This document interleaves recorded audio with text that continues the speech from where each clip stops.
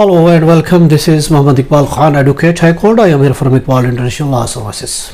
Hello viewers. I am here today for the legal lecture. आज के जो हमारा लीगल लेक्चर का टॉपिक है, उन्वान है, वो है रूल्स ऑफ द पोस्टमार्टम।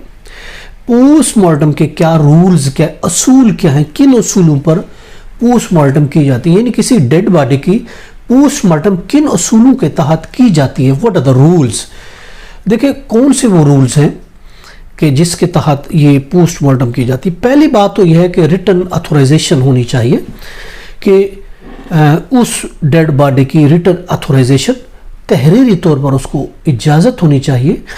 मुतलका अथॉरिटी उस चीज़ की इजाज़त देगी कि ऑफ कोर्स आप कंडक्ट कर सकते हैं इसकी पोस्टमार्टम। पहली बात यानी रिटन अथोराइजेशन। दूसरी बात यह है कि reading police report, police report को भी पढ़ना चाहिए कि पुलिस रिपोर्ट में क्या लिखा है। जो पुलिस ने रिपोर्ट दी है, what is here in the police report, एक चीज़ ये होनी चाहिए। और इसके अलावा फिर जो है conduct postmortem in the day light. हमेशा पोस्टमार्टम दिन की रोशनी में होनी चाहिए, ये भी एक उसूल है। ये नहीं कि अंधेरे में सही तरीके से उसका एग्जामिनेशन ना हो पाए, और इस वजह से ये कहा गया है कि conduct in the day light, दिन की रोशनी में पोस्टमार्टम को कंडक्ट करना चाहिए। और इसके अलावा ये भी उसूल है, there will be no unnecessary delay. Unnecessary तौर पर पोस्टमार्टम के लिए डिले नहीं होना चाहिए। जितना जल्दी हो उतना जल्दी उस डेड बॉडी का पोस्टमार्टम किया जाता है, यानी अननेसेसरी उसको डिले नहीं किया जा सकता।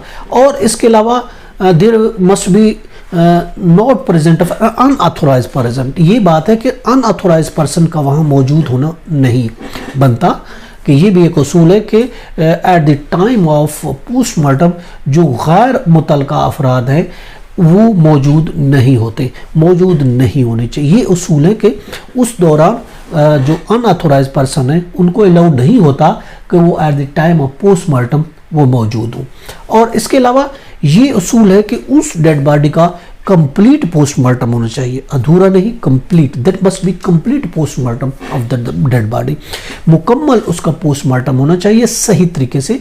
और इसके अलावा आइडेंटिटी ऑफ द डिसीज, उसको सबसे पहले उसकी आइडेंटिटी करना चाहिए कि वो किया जाता है कि वो है कौन। सबसे पहले उसकी शनाख्त ज़रूरी है, आइडेंटिटी ज़रूरी है। पूरी मुकम्मल तौर पर उस डेड बॉडी का एग्जामिनेशन होता है।